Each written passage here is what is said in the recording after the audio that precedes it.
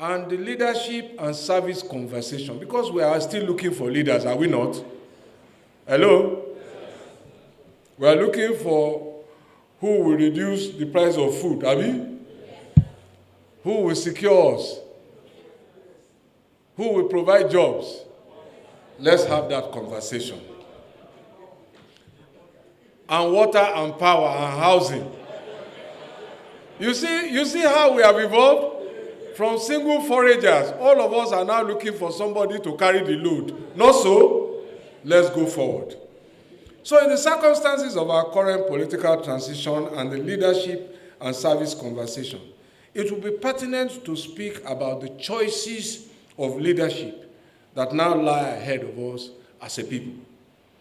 As we look towards making a choice between frontline and perhaps not too frontline candidates, I find an interesting parallel between some of the frontline candidates, and I call them frontline in quotes. So you have your own views, who is frontline. I have my own views, who is frontline. So let us not disagree about frontline. But for my own frontline candidates, they were all elected as governors of different states, and they have served 8 years in the respective states, except one of them who was elevated to higher office. Solve the riddle.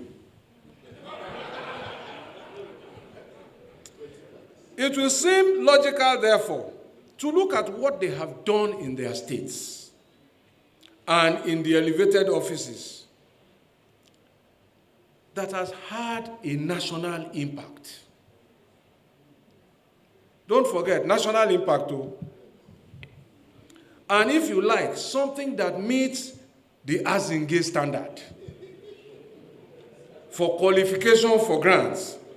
That is, quote, something significant, something enduring, something practical, and something impactful. Is that not the Azinge standard? It seems to me that only one candidate will meet the Azinge standard. When we look at the work of the frontline candidates as qualifications for choosing them in the next general elections. So this candidate championed the first ever state government bond for infrastructure.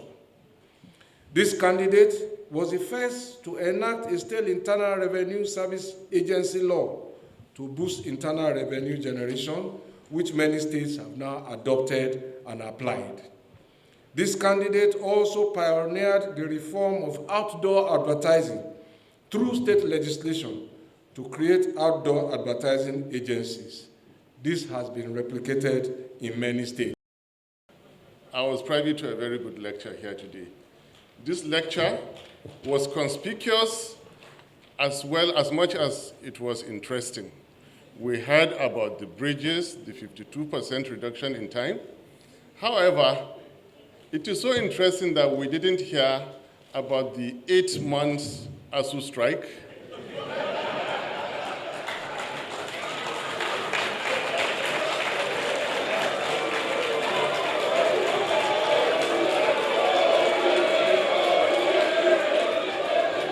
No politics, no.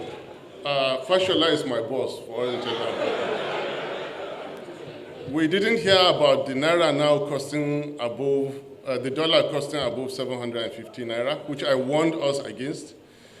Speaking about roads, my boss also didn't speak about the Abuja-Kano expressway, which practically nothing has been done about it. A leader should always be balanced.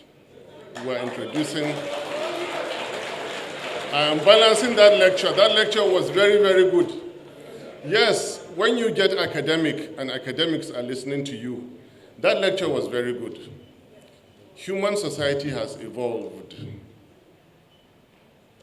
Leadership has evolved. Adam was a leader to Eve. Your Eminence, I am entering your... David was a leader. Solomon was a leader. Moses was a leader. They never gave themselves national honors themselves. Their legacies stood for them. This is what I'm saying. Whatever you do, however much you enforce it by force, legacies will stand the test of time. Misrule will never stand the test of time.